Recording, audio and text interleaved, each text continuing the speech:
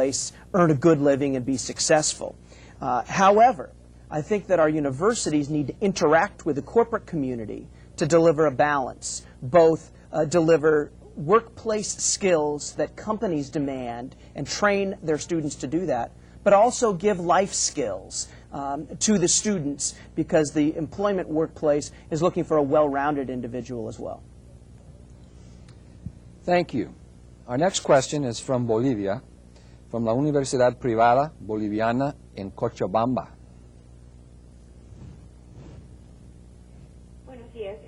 Morning. I would like you to help me resolve a contradiction which I perceive in this presentation. On one hand, Mrs. Karen Rickey, as you mentioned, says that the X generation is more conservative and conformist than the boomers generation. On the other hand, your presentation has shown that the X generation is interested in changing the world. So that is the contradiction. Isn't it then that only the X generation is just the product of globalization? Thank you. Dr. Chung, is there a contradiction within Generation X? Actually, I have been thinking about this contradiction for some time. I think this is the kind of question that is very insightful, and I'm very happy that you asked this question. It is because Generation Xers are the products of multiple perspectives. On the one hand, they have learned to be independent and individualistic and self-absorbing. On the other hand, they understand very well that they're connected with the world. As a result, they have a great respect for the understanding of humanity. On the other hand, they are the individualistic persons that we talked about. These contradictions are very helpful in trying to come up with a balance of who they really are. And as a result, we need to respect their diverse views, diverse experiences, and the multiple perspectives they present. Mr. Pierce. I'd like to take that just a step further, if I may, and elaborate that in fact, while sometimes Generation X is self-absorbed and materialistic, that helps us demonstrate our success to the world.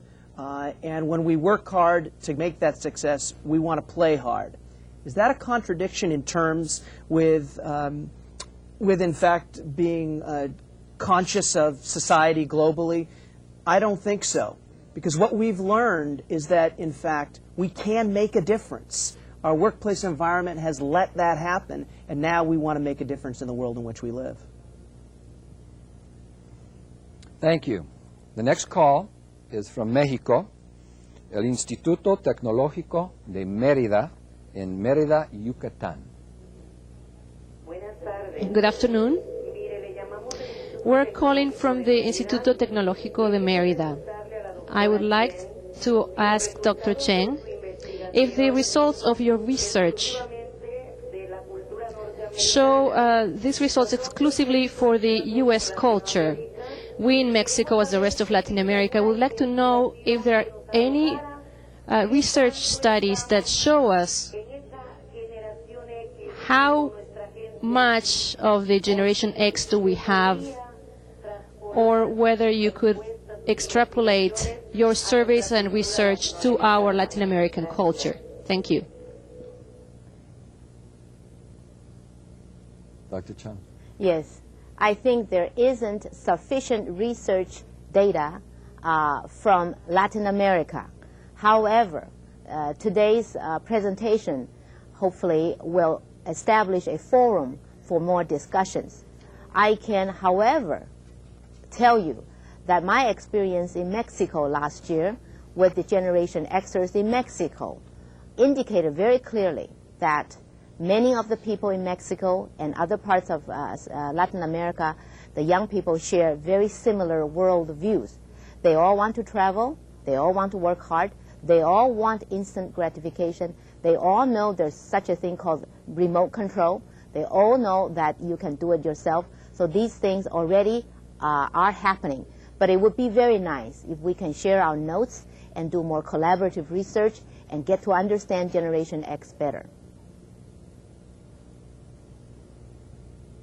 Thank you. Our next question is from Mexico, from el Instituto Politécnico Nacional, Esca Santo Tomás, in Mexico, Distrito Federal.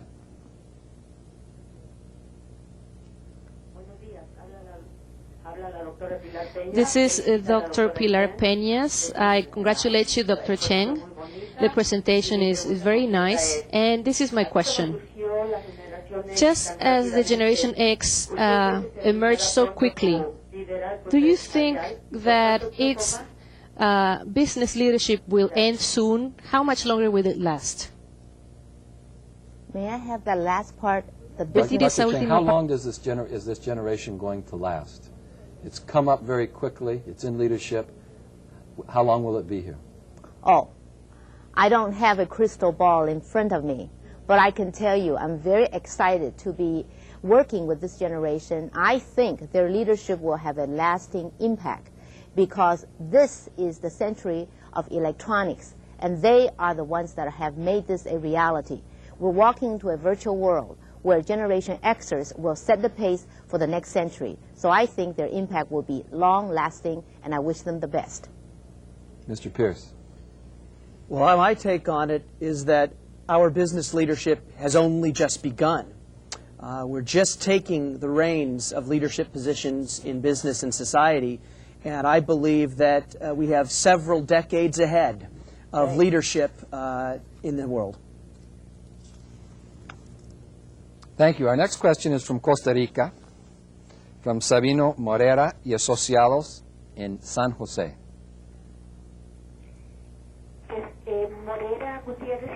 This is Morera Gutierrez and Asociados, and we're asking whether it is possible to increase the loyalty of the X generation through motivational and self-knowing programs. Do they have a specific learning mode? Dr. Cheng. Yeah, their learning modes, of course, are individualistic. They have depended on more information and resources from either the library, the internet, and the World Wide Web. So they become absorbed in a more individualistic type of interaction. As far as how we can motivate them to become more loyal to their companies, I think the first thing we have to understand is to give them the kind of recognition and rewards that they look for and they yearn for. If they are highly recognized and they have been given very challenging tasks so that they feel what they do is really worthy of their time, I think they will grow to love and like the companies. But again, if another company is more competitive, then you never know what will happen. But cultivate a good relationship and cultivate very good emotional support also. Thank you. Our next question is from Mexico, from la Universidad de Monterrey, San Pedro Garza Garcia, in the state of Nuevo León. Good morning.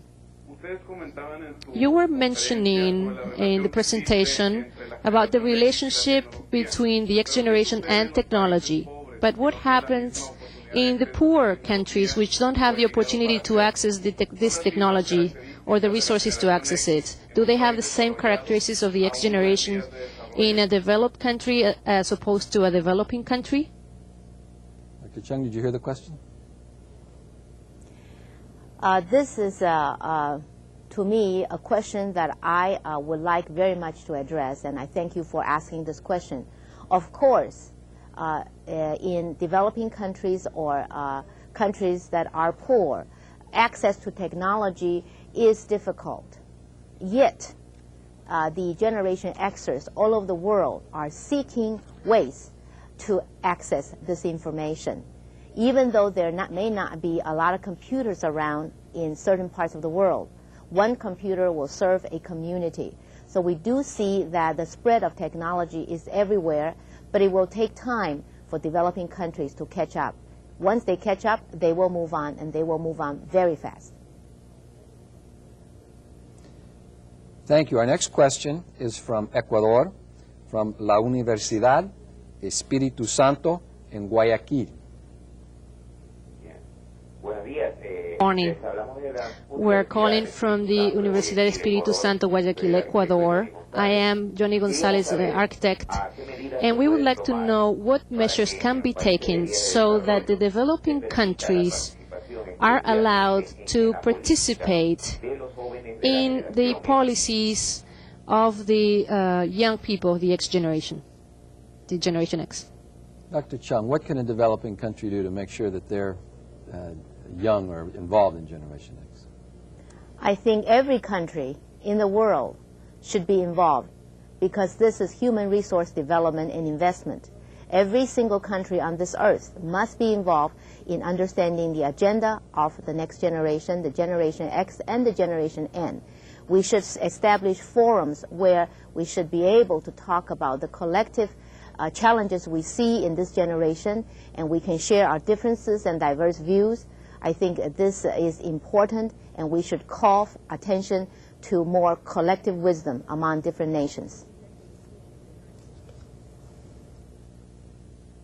Thank you. Our next question is from Baja California in Mexico, from La Cervecería Cuauhtémoc Moctezuma in the city of Tecate in the state of Baja California.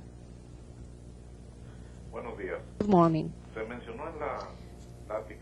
In your presentation, you mentioned that the Generation X prefers to drink beer at a beer bar. However, in 1997, many of these microbreweries in the United States had to close down, and their success has decreased considerably. Does that mean that the Generation X is also failing?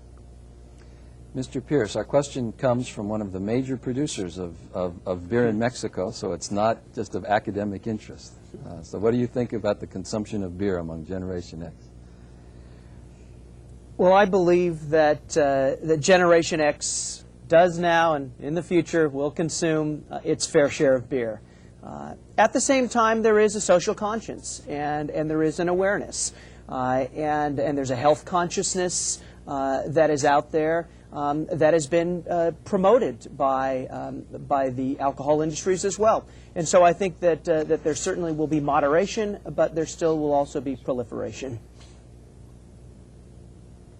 Thank you. Our next question is from Brazil, from o Serviço Nacional de Aprendizagem Comercial en Porto Alegre, in Rio Grande do Sul, Brazil. Okay. Ms. Chang, the world population is getting older year after year. In the future, the Generation X will be older as well. There will be a new generation to succeed the actual Generation X. In your opinion, how will this next generation be? What will be their management styles and demands? And how kids of today should prepare themselves for this future? Thank you very much.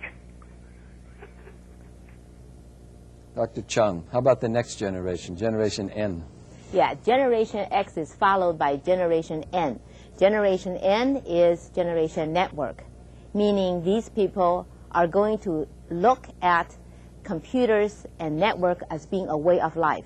In other words, this person will wake up in the morning after he finishes his breakfast. The first thing he will do is turn on his computer.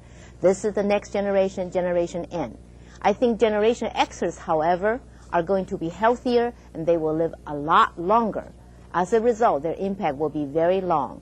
The Generation Network group will travel the world, as we said, but many times through cyberspace, through virtual world. So we need to look at this virtual reality more seriously. We need to look at the areas of computer modeling, artificial intelligence, communication in a speedy and more friendly way. Thank you. And our last question is from Mexico, from La Universidad Autónoma de Chihuahua, in the city of Chihuahua and the state of Chihuahua in Mexico. Thank you very much. Our question is, what do you recommend to improve the relationships of people that are not from the Generation X and to relate to Generation X people? Mr. Pierce, how do us baby boomers relate to Generation X? Give us a hint. That's a very good question. I think that the place to start is to understand us. Understand who we are, what motivates us, and what makes us happy. Programs just like this one. And if you understand us, you'll be able to relate to us. Thank you very much for your questions.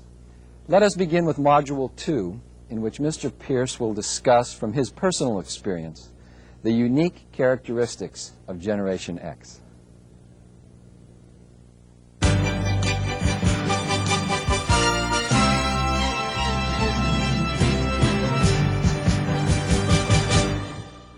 Thank you. At 35 years old, I'm told that I fall on the cusp of two related yet distinct demographic age cohorts. I'm either at the tail end of the generation of baby boomers or the very beginning of Generation X. However characterized, I have shared an experience in the workplace and society with tens of millions of Americans of my generation that has been influenced by many factors, the most significant of which include technology, diversity, globalism, materialism, and gender equity. These factors have impacted our personal and family values, our work ethic and work style, what we like to do, and how we manage our time. In short, who we are and how we live our lives. As a member of this generation, I've been asked to share with you what I have experienced and how it's impacting the workplace today. I've also been asked to talk about what's likely to happen in the future as our generation assumes leadership roles in business and society. It's important to note that my experiences are primarily drawn from professional firms and universities in the United States where the population is highly educated. As a result, the workplace observations I'll discuss today reflect the bias of this professional business and educational environment and not necessarily the broad population at large around the world. However, I believe my observations will become significant trends that will affect the global work environment of the future. Let's start with technology. Having entered the workplace in the early 1980s, I didn't grow up using a computer. In college, we learned to program on a mainframe computer. There wasn't even a desktop computer on campus.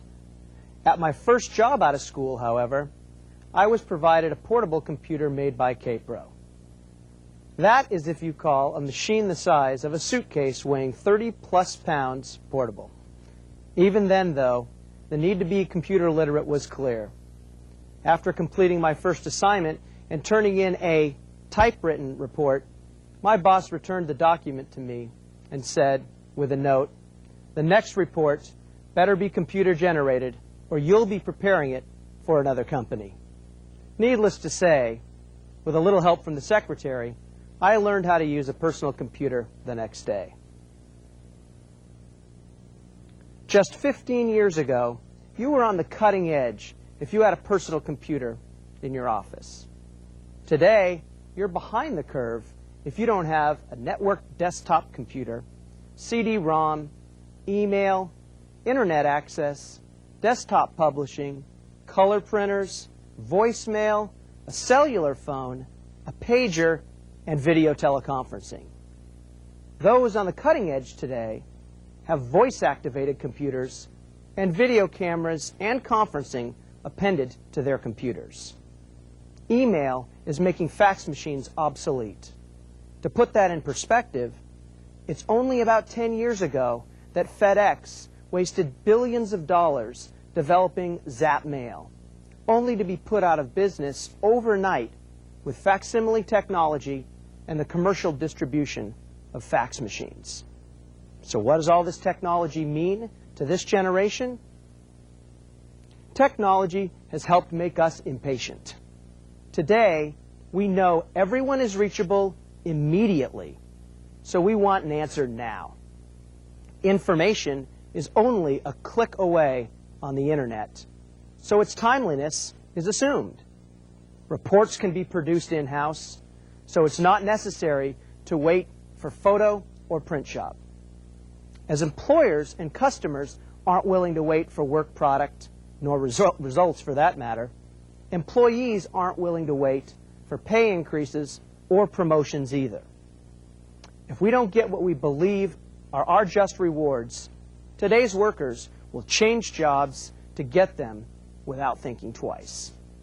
And there's no issue of employee loyalty.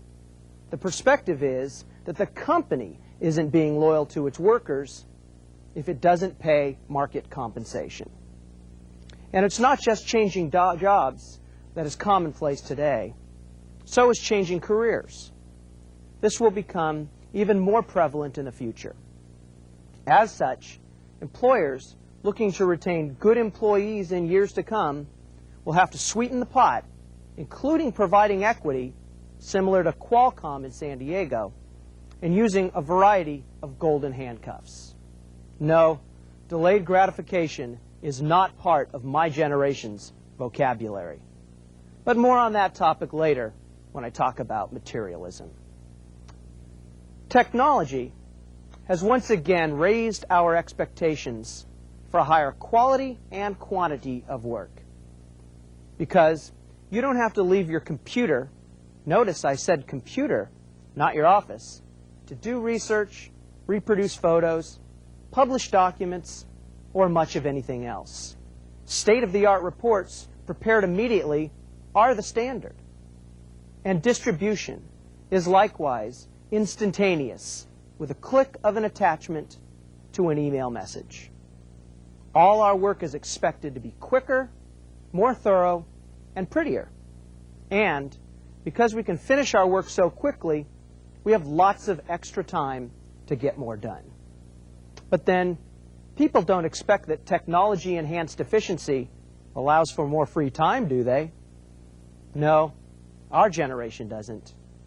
But those of us who are the most productive believe that our enhanced efficiency should expedite our ascension up the career ladder. Technology has definitely reduced the need to do business in person, and has also lessened the need for direct telephone communication. Recently, it took too much time and cost too much money to fly prospects out for job interviews. So, in 2 days, we interviewed 10 people from all over the USA via video teleconference, saving the candidates days of travel and the company thousands of dollars in travel cost. It is telling that within the same huge company, I recommended video teleconferencing for another job search being conducted by a group of more senior management. They, however, were less comfortable with technology and decided against using video teleconferencing. But in an effort to still keep costs down, the company flew a smaller number of candidates in for the interviews. An acceptable candidate could not be found from the small field, and we were forced to start the process all over again, causing several additional months' delay while searching for additional candidates. All this could have been avoided had the senior managers agreed at the outset to use technology to aid their endeavors. This won't happen when senior managers come from Generation X. I'm finding, in fact, that the preferred method of communication and information exchange among the Generation X workers and baby boom converts today is, in order, 1, email, 2, voicemail, 3, fax, and then 4, phone call or teleconference. Bidirectional video teleconferencing is slowly growing in popularity and will become much more prevalent over the next 5 years. With the exception of coworkers in close proximity to your office, where personal interface prevails, and then only sometimes, this preference of communication mediums even goes for people within your own company. Not seeing or directly speaking to someone doesn't necessarily mean it's less personal. Because email is so easy, I stay in touch much more often with friends and relatives and can communicate much more efficiently with business associates. This does mean, however, that the strength of your handshake is unlikely to have a bearing on your employment potential. Believe it or not, it actually used to matter a lot. Nevertheless, I'm concerned that tomorrow's techno leaders may get rusty in their people skills, and this can have consequences. There will always be a need, as suggested on a popular U.S. airline commercial, to meet with your customers. And this also goes for employees, business partners, and the like. The smart among us will take time out of their day to become involved in activities that develop their people skills, personal and professional relationships. Nowhere near enough of us are doing just this. Technology allows us much greater flexibility in when and where we work. While this generation doesn't expect to work fewer hours, technology allows for greater flexibility in where and when work can be completed. Today's younger worker expects flexibility in work hours, days, and location. They are also inclined to want to dress casually. Smart employers are modifying the dress code, at least on Fridays, staggering work hours, altering the work week, and providing technology that allows employees to work out of their home. This makes today's worker happier and more productive. For many in the current generation, the answer is self-employment. If not, it's working for a small company that offers significant flexibility. In my parents' generation, almost everybody's father worked for somebody else, usually a big company. Mom stayed at home and raised the kids. Today, more of my friends, men and women alike, work for themselves or small companies than work for larger companies. Many of today's mothers with small children run their own businesses out of their homes and work part-time. This employment choice reflects the work style preference of young baby boomers and Generation X. Bottom line is, this generation is saying, and I quote, "Let us work when and where we want as long as the job gets done." Now let's talk about diversity and globalism. A major difference between this generation and previous ones is the impact of diversity. In California, the Caucasian race is no longer the majority. We are a diverse population. We grew up going to school with diverse people. If this wasn't as much the case in grade school or high school, it certainly was in college. Today, we work and live in a diverse community. And while in society it is politically correct to respect and embrace diversity, the fact is that cultural sensitivity is a normal way of life in our generation.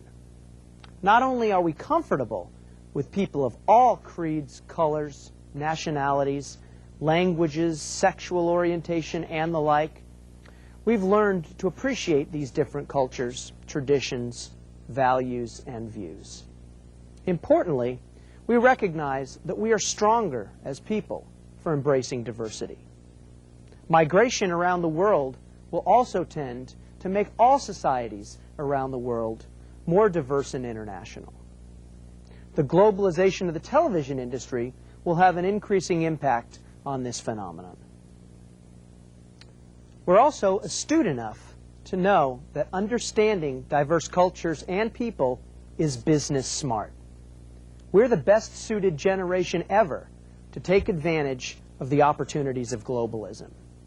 In fact, we didn't have to be taught about the global marketplace in an MBA program.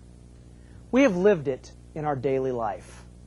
We buy non-U.S. products en masse, and we've witnessed the foray of U.S. firms into international markets. Many of our classmates or their families came from foreign lands. This includes Mexico and South America, Japan and Southeast Asia, Africa, and Europe, and the list goes on. Some students will return to their country of origin, employed by U.S. multinational firms seeking to capture business in their homelands. In the meantime, those international students will have helped educate U.S.